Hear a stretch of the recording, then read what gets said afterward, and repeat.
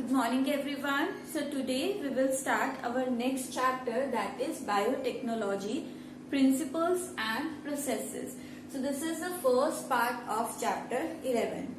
यहाँ पर सबसे पहले बच्चा आपका टर्म आया है बायोटेक्नोलॉजी.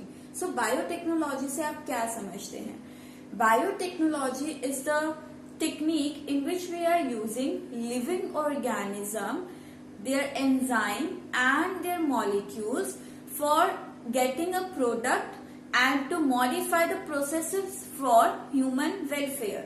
So यहाँ पर ये टेक्निक होती है जहाँ पर हम लिविंग ऑर्गेनिज्म या फिर लिविंग ऑर्गेनिज्म में प्रेजेंट एंजाइम्स या फिर उस लिविंग ऑर्गेनिज्म में प्रेजेंट मॉलिक्यूल्स जैसे कि प्रोटीन है, डीएनए है, उनको यूटिलाइज कर रहे हैं डायरेक्ट प्रोडक्ट गेन करने के लिए. उनसे हमें कोई डायरेक्ट यूजफुल प्रोडक्ट मिल रहा हो या फिर उन्हें यूटिलाइज कर हम किसी और प्रोसेस को मॉडिफाई कर रहे हैं for human welfare.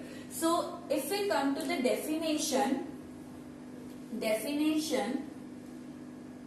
Biotechnology is what it is the process of using living organisms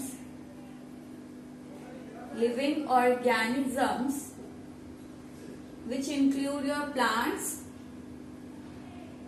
animals and microbes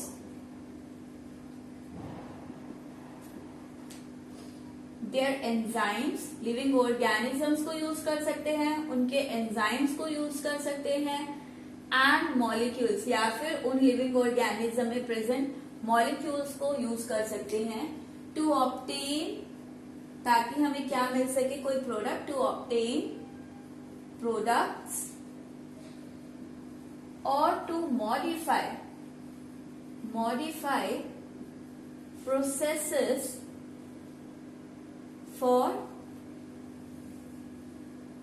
human welfare. Okay, अब ये बायोटेक्नोलॉजी टर्म देने वाले साइंटिस्ट थे. This term is given by Karl इरेंकी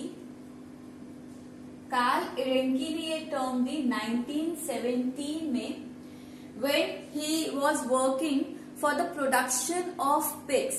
तो वो पिग्स की प्रोडक्शन को enhance करने के लिए जब वर्क कर रहे थे तो वहां पर उन्होंने इस टर्म बायोटेक्नोलॉजी को यूज किया.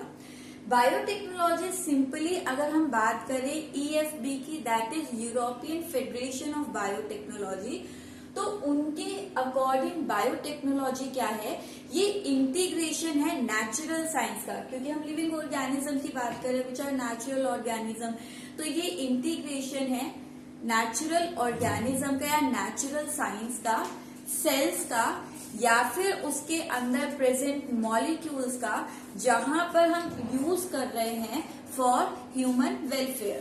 Okay, so according to EFB, that is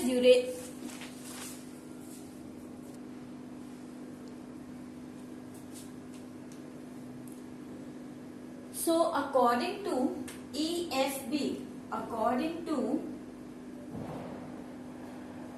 EFB, that is European Federation of Biotechnology,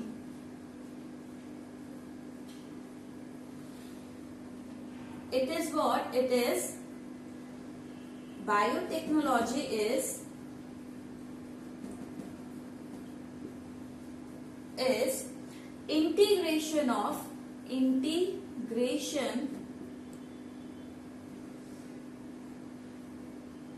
integration of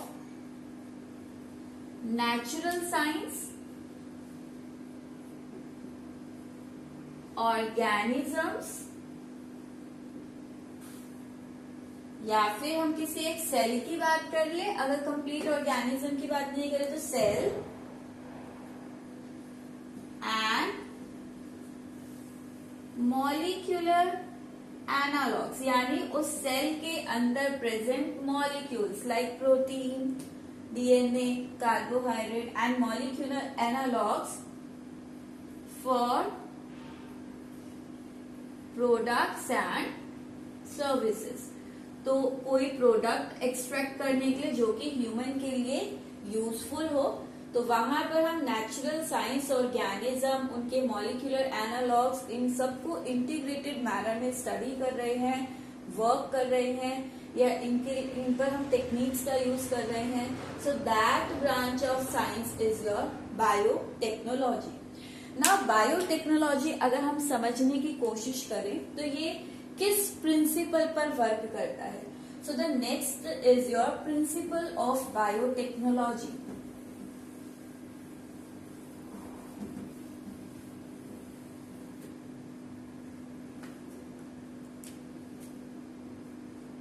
Principle of biotechnology.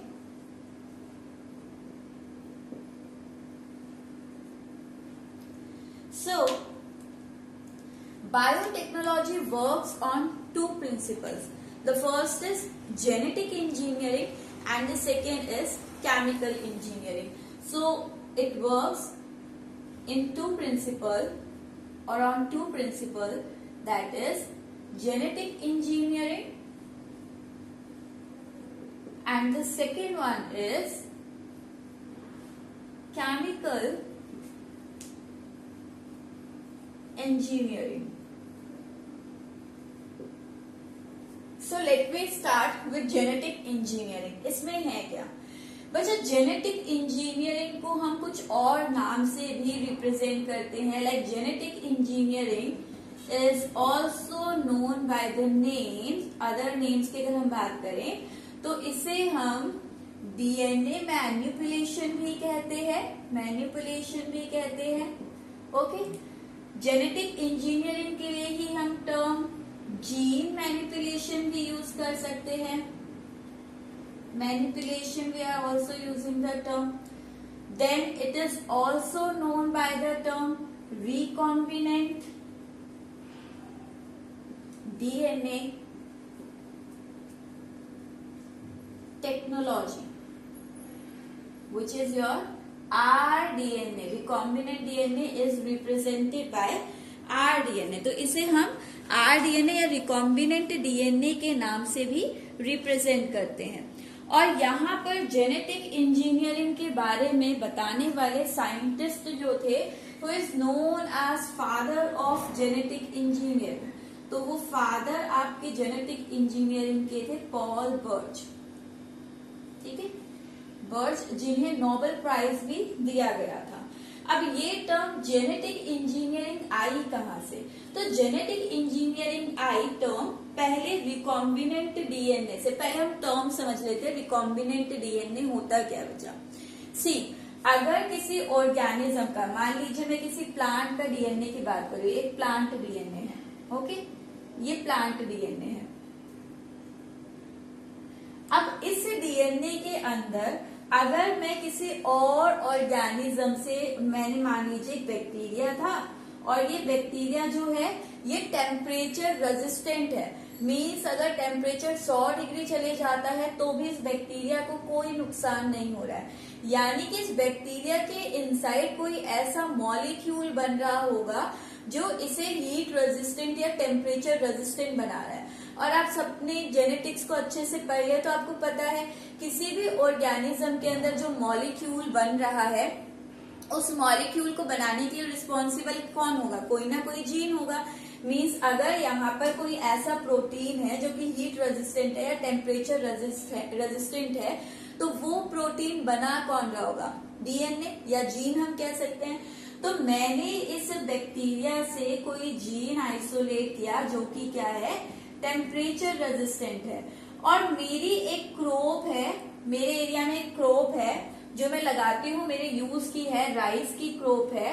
और पर ये राइस की क्रोप टेम्परेचर एनहांस होते ही ये रेजिस्ट नहीं कर पाती है उस हाई टेम्परेचर पर, और जो क्रोप है वो पूरी तरह से आपका खराब हो जाती है। मैं चाहती हूँ कि जो मेरे राइस की क्रोप है वो टेम्परेचर रेजिस्टेंट बने, यानी कि अगर हाई टेम्परेचर हो रहा है तो भी मेरा प्लांट सरवाइव करे। तो मैं चाहूंगी कि इसके अंदर वो प्रोटीन आपका फॉर्म हो जाए जो इस बैक्टीरिया में प्रेजेंट है।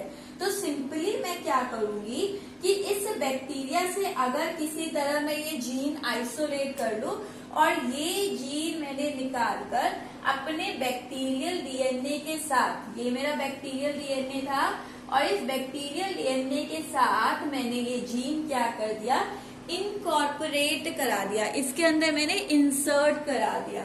तो ये जो मुझे आपका डीएनए, अब जो मुझे डीएनए मिल रहा है, ये डीएनए आपका क्या है, रिकॉम्बिनेंट डीएनए है। दिस डीएनए इज रिकॉम्बिनेंट, यानी कि जो दोबारा से कंबाइन होके बनाया गया है। तो यहाँ पर मैंने दो डीएनए को कनेक्ट करके अपने मेन प्लांट के डीएनए में क्या किया है, मॉडिफिकेशन किया है, चेंजेस किए हैं, इसके डीएनए में बदलाव लाई हूं मैं, इसके केमिकल नेचर में चेंज मैंने किया है, केमिस्ट्री में मैंने चेंज किया है। तो ये आपका टेक्निक ही क्या कहलाती है, जेनेटिक इंजीनियरिंग। नाम से पता चल रहा है डीएनए के अंदर मैनिपुलेशन यानी चेंज, या फिर मैं कहूँ जीन के अंदर मैनिपुलेशन यानी चेंज, या फिर मैं कहूँ रिकॉम्बिनेंट यानी दो चीजें जब कंबाइन करती है तो जो नया प्रोडक्ट मिले हमें मिलता है वो रिकॉम्बिनेंट कहलाता है, जैसे ज्वाइन, जैसे कंबाइन किया हो। तो ये दो डीएनए को मैंने क्या किया है, कंबाइन किया है, तो इसे हम रिकॉम्बिनेंट डीएनए भी कह सकते हैं। सो ये तो मैं आपको एक जर्नल आपका रिप्रेजेंट करी थी कि रिकॉम्बिनेंट डीएनए आपका क्या होता है। तो अब हम बात कर लेते हैं कि जेनेटिक इंजीनियरिंग को आप डिफाइन कैसे करोगे। तो genetic engineering is what, it is a technique. If we come to the point definition, so it is a technique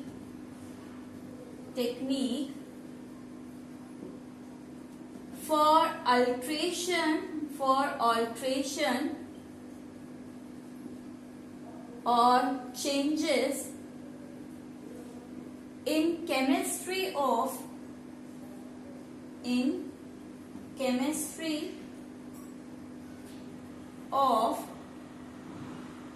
genetic material। Genetic material के अंदर हम डीएनए या फिर आरएनए को भी क्या ले सकते हैं, इंक्लूड कर सकते हैं। In the genetic material of an organism, ठीक है, आपने यहाँ पर किसी ऑर्गेनिज्म के डीएनए जेनेटिक मटेरियल में केमिकल चेंज किया है या फिर उसकी केमिस्ट्री जो है जेनेटिक मटेरियल की उसमें चेंज किया है, that is called your genetic engineering. उसके बाद आप इस रिकॉम्बिनेंट डीएनए को किसी होस्ट सेल में इंट्रोड्यूस करते हो, इसे मल्टीप्लाई कराते हो और फिर आपको जो प्रोडक्ट चाहिए, जैसे मेरा जो रिकॉम्बिनेंट डीएनए बना उसे मैंने अपने प्लांट के अंदर फिर इंट्रोड्यूस कर दिया और मुझे क्या प्रोडक्ट चाहिए था कि मेरे प्लांट में एक ऐसा प्रोटीन बने जो टेम्परेचर रेजिस्टेंट हो।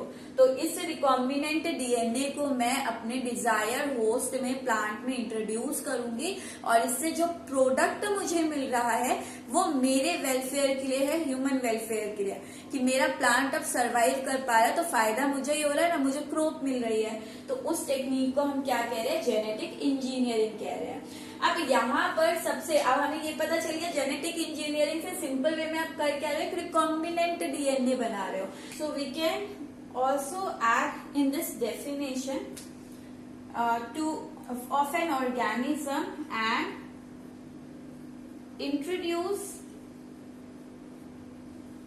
it in host cell, यानी कि जिसके अंदर भी मुझे चेंज करना है, to alter its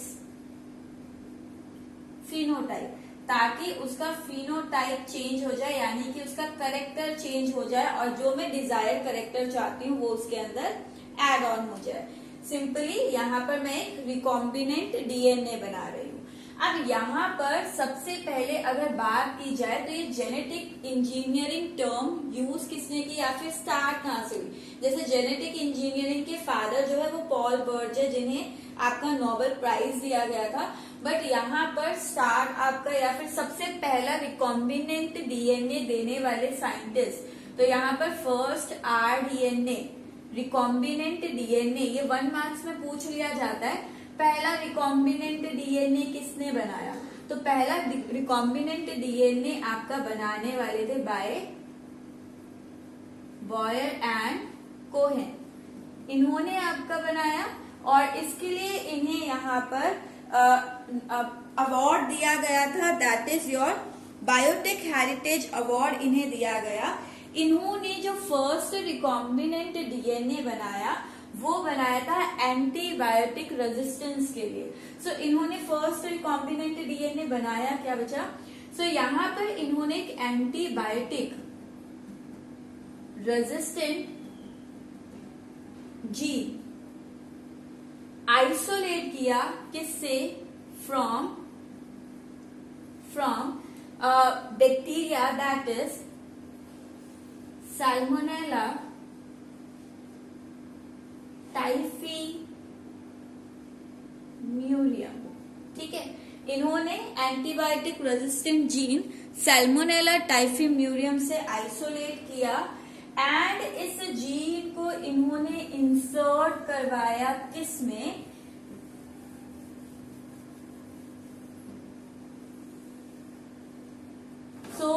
इन्होंने इस जीन को इंट्रोड्यूस कराया इन ई कोलाई प्लाज्मिड। तो ई कोलाई प्लाज्मिड बच्चा आपको पता है, plasmid is also a type of extra chromosomal circular DNA. तो ये बैक्टीरिया के अंदर एक्स्ट्रा क्रोमोसोमल जो सर्कुलर डीएनए होता है उसके अंदर इन्होंने ये एंटीबायोटिक रेजिस्टेंट जीन इंट्रोड्यूस कराया to form a recombinant DNA. तो अगर पूछा जाए सबसे पहला रिकॉम्बिनेंट डीएनए किसके लिए बनाया गया था, तो सबसे पहला आपका रिकॉम्बिनेंट डीएनए बनाया गया था एंटीबायोटिक रेजिस्टेंट जीन के लिए। इस जीन के लिए आपका बनाया गया था और ये एंटीबायोटिक रेजिस्टेंट जीन आपका आइसोलेट किया गया फ्रॉम सैल्मोनेला टाइफीम्यूरियम और इंट्रोड्यूस इसे किया गया in the plasmid of E coli. Okay, तो ये था आपका genetic engineering, that is the first principle of biotechnology. कि बायोटेक्नोलॉजी यानी कि अगर आपको ऑर्गेनिज्म से कोई प्रोडक्ट लेना है तो सबसे पहले हम यहाँ पर जो है जेनेटिक इंजीनियर यानी कि उसके जीन्स में मैनिपुलेशन की बात करते हैं। अब सेकेंड आपका टर्म है यहाँ पर केमिकल इंजीनियरिंग क्या है। तो केमिकल इंजीनियरिंग में बच्चे हमने रिकॉम्बिनेंट डीएनए बना लिया, इस डीएनए को मैं किसी होस्ट के अंदर इंट्रोड्यूस कर सकती हूँ जहां पर भी मुझे ये एंटीबायोटिक रेजिस्टेंट नेचर चाहिए मैं उस प्लांट में इंट्रोड्यूस कर सकती हूँ। लेकिन इंट्रोड्यूस होने के बाद ये जीन वहां पर एक्सप्रेस होगा भी या नहीं, ये चीज मैटर करती है। तो केमिकल इंजीनियरिंग आपकी वो टेक्निक है या फिर केमिकल इंजीनियरिंग में हम क्या बात करते हैं कि हमारा जो जीन हमने बनाया है, रिकॉम्बिनेंट डीएनए बनाया है, उसे हम किस तरह से स्टेराइल कंडीशन के अंदर उसे क्लोन करा के उसे ट्रांसफर कर सकते हैं।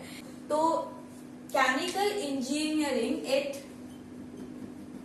deals with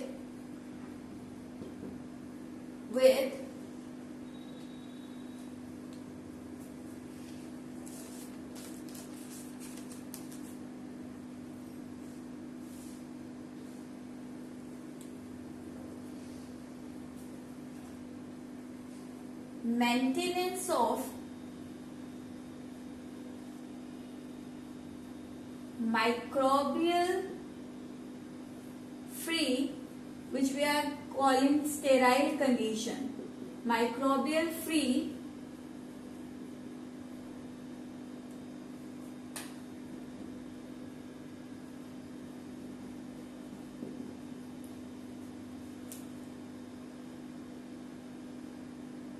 surrounding for multiplication of, or we can say simply growth of desired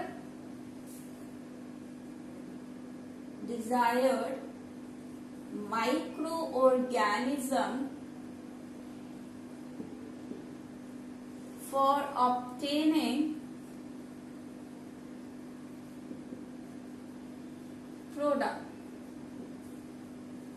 okay, so यहाँ पर एक स्टेराइल कंडीशन यानी कि माइक्रोबियल कंटामिनेशन फ्री एक सराउंडिंग आपको प्रोवाइड करनी है, जहां पर आपके डिजायर्ड माइक्रो ऑर्गेनिज्म की तो यहाँ पर आपको क्या करना है, यहाँ पर आपको एक microbial free sterile condition provide करनी है, जहां पर आपके डिजायर्ड रिकॉम्बिनेंट डीएनए की क्या हो, ग्रोथ हो, और ऐसा ना हो कि कोई और प्रोडक्ट फॉर्म हो जाए। आपका जो डिजायर प्रोडक्ट है वही आपको यहाँ पर क्या हो, ऑब्टेन हो।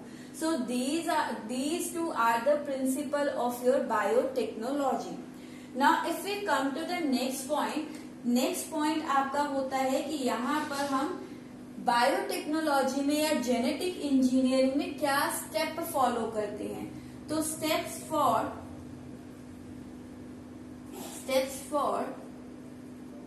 जेनेटिक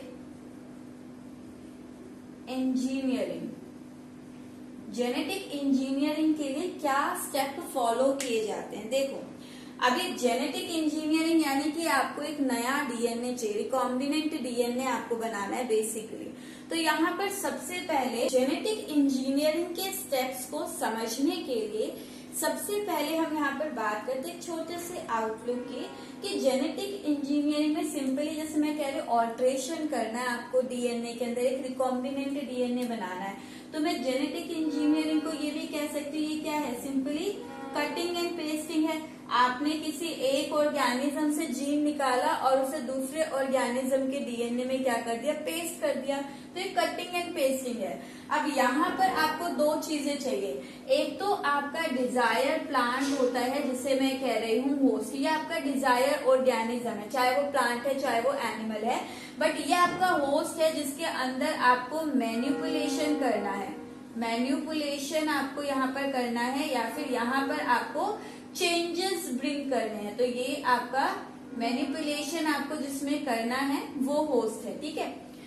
ओके, अब यहाँ पर मैं बात करती हूँ कि मान लो आपको इस होस्ट के अंदर, जैसे प्लांट है, प्लांट के अंदर प्रोटीन कंटेंट कम बन रहा है, तो आपको यहाँ से एक दूसरा ऑर्गेनिज्म देखना पड़ेगा जिसके अंदर आपका प्रोटीन ज्यादा है। तो ये आपका एक ऑर्गेनिज्म है जिससे आपको क्या करना है, जीन आइसोलेट करना है। यहाँ से जीन आइसोलेट करना है वो जीन जिसके अंदर प्रोटीन क्या हो ज्यादा, तो इस जीन को यहाँ से निकालना पड़ेगा।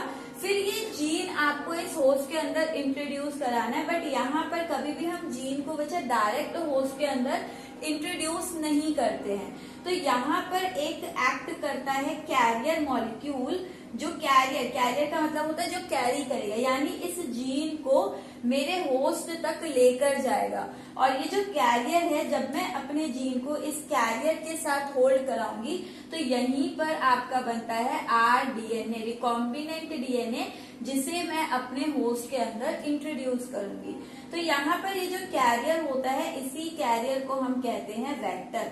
यानी बेसिकली जेनेटिक इंजीनियरिंग की पूरी प्रोसेस के अंदर आप क्या बात करेंगे कि आपका डिजायर जीन आपको कहाँ से आइसोलेट करना है, किस तरह से आइसोलेट करना है, फिर उस जीन को आपको एक वेक्टर, एक कैरियर के अंदर इंट्रोड्यूस कराना पड़ेगा जिससे हमें मिलेगा रिकॉम्बिनेंट डीएनए, और फिर इस रिकॉम्बिनेंट डीएनए को आप इंट्रोड्यूस करोगे अपने होस्ट सेल में। तो अगर यहाँ पर स्टेप्स की बात की जाए, स्टेप्स में सबसे पहले क्या आता है, आइडेंटिफिकेशन। सबसे पहले आपको जो डिजायर जीन, जो आपको क्वालिटी अपने पौधे में या अपने ऑर्गेनिज्म में चाहिए, उस क्वालिटी के लिए एक जीन आपको सबसे पहले आइडेंटिफाई करना पड़ेगा एंड आइसोलेट करना पड़ेगा। तो बच्चा यहाँ पर फर्स्ट स्टेप क्या बना, that is identification and isolation of desire gene. So मैं यहाँ अपसाइड लिख रही हूँ आपके स्टेप्स को। So the first step is identification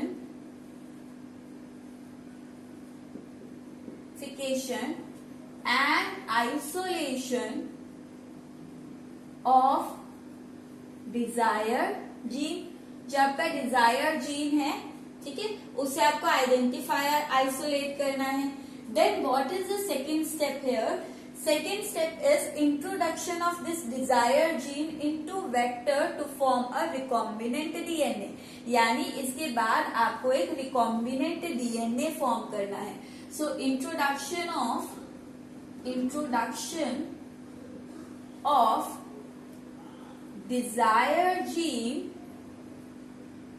into vector which is acting as carrier molecule। ये कैरियर मॉलिक्यूल की तरह काम कर रहा है to form recombinant DNA. Recombinant DNA आपने बना लिया। फिर तीसरा आपका स्टेप क्या है? अब इस रिकॉम्बिनेंट डीएनए को आपको इंट्रोड्यूस करना है किसमें? आपके होस्ट सेल में। तो यहां पर introduction of rDNA into host cell के अंदर आपने यहाँ पर इसे इंट्रोड्यूस कर दिया और उसके बाद ये होस्ट सेल आपका यहाँ पर रेप्लिकेट करे और जब ये रेप्लिकेट, इसका डीएनए रेप्लिकेट करेगा तो ऑटोमेटिकली आपका डिजायर जीन जो कि इस रिकॉम्बिनेंट डीएनए में है वो भी रेप्लिकेट करेगा। यानी कि आपके जीन के क्लोन बनते जाएंगे। मान लो छोटा सा जीन था, ये मैंने यहाँ पर इस जीन को इंट्रोड्यूस किया और फिर मैंने इसे यहाँ पर इंट्रोड्यूस कर दिया। तो क्योंकि ये भी डीएनए मॉलिक्यूल है, ये भी डीएनए मॉलिक्यूल है, तो ये डीएनए इजीली आकर आपके इन क्रोमोसोम के साथ क्या हो जाएगा? इनकॉर्पोरेट हो जाएगा। तो आप यहाँ पर टर्म इनकॉर्पोरेशन भी लिख सकते हैं। आपने इनकॉर्पोरेशन करा दिया है, कॉर्पोरेशन करा दिया है रिकॉम्बिनेंट डीएनए का। अब जैसे जैसे ये होस्ट सेल, कोई भी सेल है वो रेप्लिकेट तो करेगा, रिप्रोड्यूस तो करेगा, और जब रिप्रोड्यूस होता है तो उसका डीएनए बढ़ता है, डीएनए की डुप्लीकेशन होती है और नेक्स्ट जनरेशन में आपका जाता है।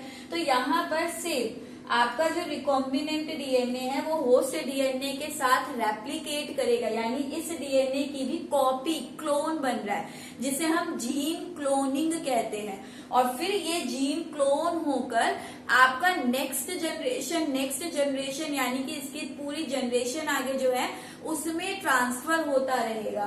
तो यहाँ पर इनकॉर्पोरेशन हो गया है रिकॉम्बिनेंट डीएनए का इनटू होस्ट सेल। उसके बाद आपको यहाँ पर रेगुलेट करनी है क्या? Sterile condition for gene cloning and या फिर for host multiplication which result in gene cloning and gene transfer.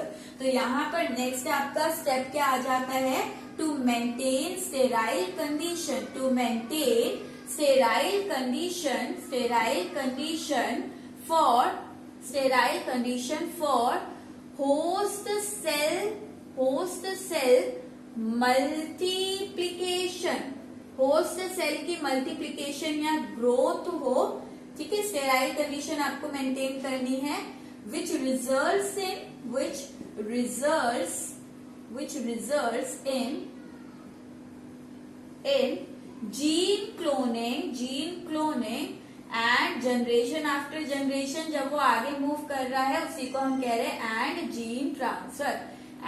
Gene transfer. सो ये आपके स्टेप्स होते हैं किसमें? बायोटेक्नोलॉजी में। अब जब आपका जीन बढ़ता जाएगा तो लास्ट आपका यहाँ पर आ जाता है to isolate the desire product for commercial production. So यहाँ पर आपका नेक्स्ट आप लिख सकते हैं आइसोलेट और to isolate desired product for commercial use या प्रोडक्शन। ठीक है, तो आपने जो भी प्रोडक्ट था वो आपने क्या कर लिया, आइसोलेट कर लिया। सो ये बेसिकली आपके स्टेप्स होते हैं किसमें, बायोटेक्नोलॉजी में। अगर अब मैं इसके टूल्स की बात करूं, यानी कि यहाँ पर यूज क्या क्या हुआ, so if I talk about the tools of biotechnology, तो बच्चे यहाँ पर आपके 2-3 चीजें ही यूज हो रही है। क्या क्या यूज हुआ, तो यहाँ पर डिजायर जीन आपने आइसोलेट करना है, तो वो ऑर्गेनिज्म या फिर आप कहें उस जीन को निकालने के लिए आपका यहाँ एंजाइम्स का यूज हुआ। सो टूल्स ऑफ बायोटेक्नोलॉजी में सबसे पहले यहाँ एंजाइम्स का यूज होगा to isolate the desired gene from any organism. Second, यहाँ पर आपका वेक्टर का यूज होगा कि इस जीन को आइसोलेट करके फिर आपको वेक्टर में इंट्रोड्यूस करना है। तीसरा, यहाँ पर आपके होस्ट सेल जिसके अंदर आप इसे इंट्रोड्यूस कर रहे हो, तो होस्ट सेल का आपका यूज होगा। तो बायोटेक्नोलॉजी में बेसिकली आपके इन 3 टूल्स का यूज होता है, इन्हीं को आपको डिटेल में स्टडी करना है। सो सबसे पहले अब हम बात करेंगे आपके एंजाइम्स की।